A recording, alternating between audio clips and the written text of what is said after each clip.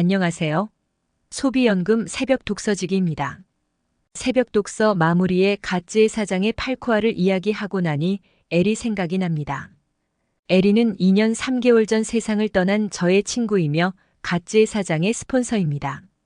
갓즈의 사장 팔코어는 지혜로운 삶을 살아가는 일본인 주부의 이야기입니다. 갓즈의 성공 습관 8번째. 뿌리는 보톡스, 벌레 물린 데 바른 햄프시드 펜테놀. 변비 고통을 해결하는 엑스디토 매일 쓰는 갓즈의 사장의 블로그입니다. 1일 연속극이 끝나면 내일 시간이 기다려지듯 갓즈의 사장의 블로그 일기는 내일 이야기가 기다려집니다.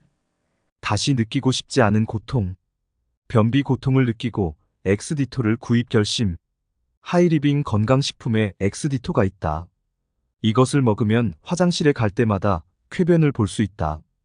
2달 정도 먹고 있었던 엑스디토가 떨어져 못 먹고 있었다. 그랬더니 오늘 아침은 1시간이나 화장실에서 고생했다.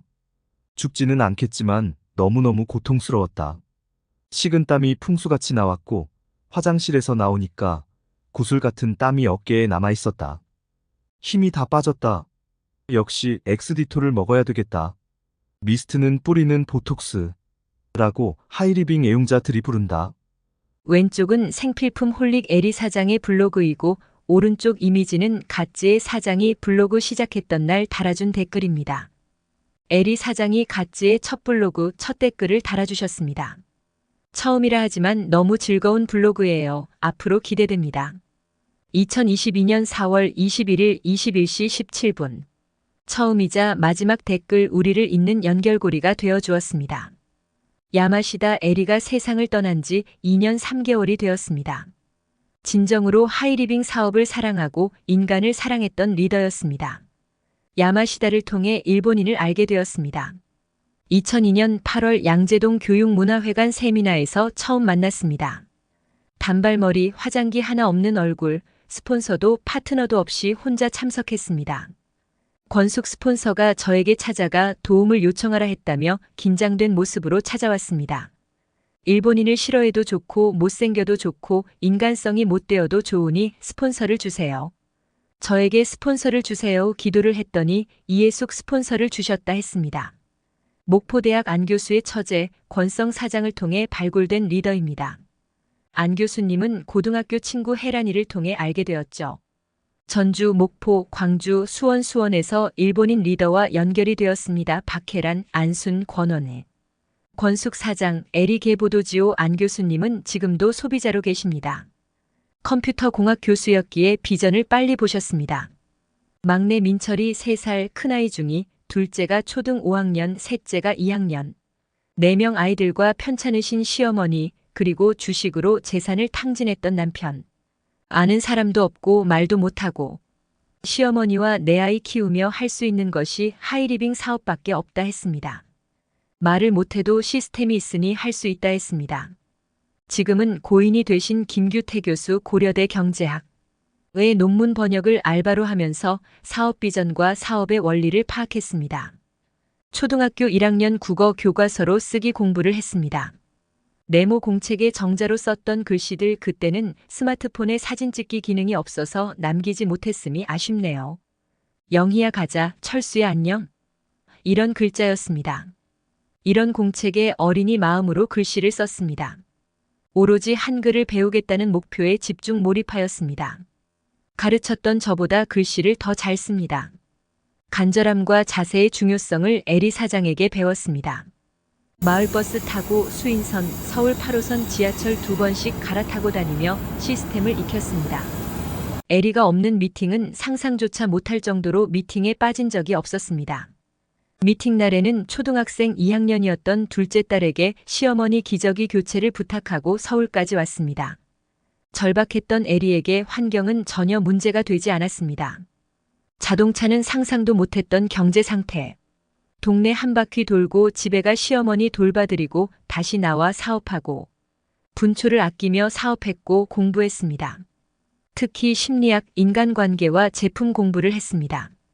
매달 듣는 에리 강의는 감동이었습니다. 현장에서 뛰는 리더, 공부하고 성장하는 리더라 동기부여를 주었습니다. 마스터, 하이마스터가 되었습니다. 한국인보다 한국을 더 사랑했습니다. 하이리빙 사업을 좋아했습니다. 자신의 꿈을 이뤄줄 수 있다고 생각했기에 정말 고마워했습니다. 회사와 스폰서 시스템을 신뢰했습니다. 일본인 하이마스터는 한국인의 오너보다 더 어려운 직급이죠. 시어머니 16년 모시며 내 아이 기르며 무너진 가정 경제를 일으켰습니다. 야마시다 가정을 첫 방문했을 때 방 3개, 30평 아파트였습니다. 용인 에버랜드 동네였습니다. 시어머니는 문간방, 2딸이 안방, 부부가 작은 방, 거실은 2아들이 사용하는 공부방이었습니다. 책상 2개의 야마시다 책들까지 지금도 잊혀지지 않는 것은 쉬몬후에 대한 자랑이었습니다. 쉬몬후 효과에 심취해 있었습니다. 대소변 봐도 물걸레로 닦으면 냄새가 없어진다고 했습니다. 실은 치매 노인이 매일 대소변을 보기에 냄새가 났습니다. 그럼에도 그녀는 냄새를 느끼지 않았기에 손으로 직접 어머니의 대소변을 처리해드렸습니다. 빌라에서 살다가 아파트로 이사 오니 행복하다 했습니다. 7명이 30평 아파트에 살며 치매 어르신까지 계시고 거실엔 책상 2개 놓여 있었지만 그녀는 너무나 만족했습니다. 빌라에서 살다가 30평으로 옮겼기에 에리에겐 대궐 같은 집이었습니다 하면 된다는 자신감과 꿈이 있었습니다. 시어머니가 돌아가시고 6개월째 되었을 때 혈액암을 발견했습니다. 어지럼 증세가 있어 동네 병원에 갔더니 헤모글로빈 수치가 너무 낮다며 큰 병원을 가보라 했었습니다. 에리가 사업으로 스트레스를 받을까봐 대신 해줄 테니 좀 쉬길 당부드렸습니다. 실은 암이라 해도 특별히 할 일이 없고 하이리빙 사업이 암 치유하는 것이라며 그대로 지속했습니다. 의사가 생존 확률 20%라고 했으니 자신이 20%가 되겠다며 저를 안심시켜 주었습니다. 내가 강조했던 파레토 법칙대로 해보겠다는 이야기를 하는 야마시다를 보며 그녀의 긍정 마인드에 놀랬습니다. 자신을 데려가실 생각이면 암이 아닌 교통사고로 데려갔을 거란 이야기를 해서 암 앞에서도 너무나 의연한 자세에 놀랬습니다. 스폰서는 속 타 죽겠는데 에리는 담담했습니다. 한국과 일본의 민족성인지 그릇 크기인지 늘 푸른 상록수 같고 흔들림 없는 바위 같은 리더였습니다. 그녀가 암 환자임을 잊어버릴 정도로 의연했습니다. 트리플엔, 에피더스 유산균, 헬스 비아연, 스피리루나, 생식과 물은 늘 먹었습니다. 쉬몬후, 라파 400이 그리고 공부, 병원 치료와 하이리빙 제품을 병행했습니다. 암 판정 받은 지 5년이 지난 어느 날 부산 강의를 내려가는 KTX에서 경주 정도 지나는 지점에서 전화를 받았습니다. 암 완치 판정을 받았다며 흥분된 목소리로 전화를 주셨습니다. 스폰서님에게 맨 먼저 전화를 드린다며 남편에게도 전화하겠다 했지요. KTX 객실과 객실 사이 공간에서 울었습니다. 부산역에 도착할 때까지 몇 년 후 더 좋은 집으로 이사를 했지요. 넓은 거실과 손님방까지 갖춘 50평 아파트. 지방 파트너들이 오면 자고 갈 수 있도록 손님방을 만들어 놓았더군요. 큰딸은 일본에, 큰아들은 군대 있고 시어머니는 돌아가셨기에 4명이서 50평에 사니 모든 것을 얻은 듯 행복해했습니다. 제가 큰 집으로 이사를 했을 때처럼 행복했습니다. 해마다 2차례씩 해외여행 30번 넘게 다니는 관계는 복된 인연이죠. 그러던 어느 날 완치 판정 후 5년이 넘어 안심하고 살았는데 암이 재발했습니다. 재발되었을 때도 의연했습니다. 그런데 예상치 못했던 복병 코로나에 걸리니 폐렴이 와서 세상을 떠났습니다. 작은 딸이 걸려온 코로나균은 암 환자, 기저질환 환자에게는 치명적이었습니다.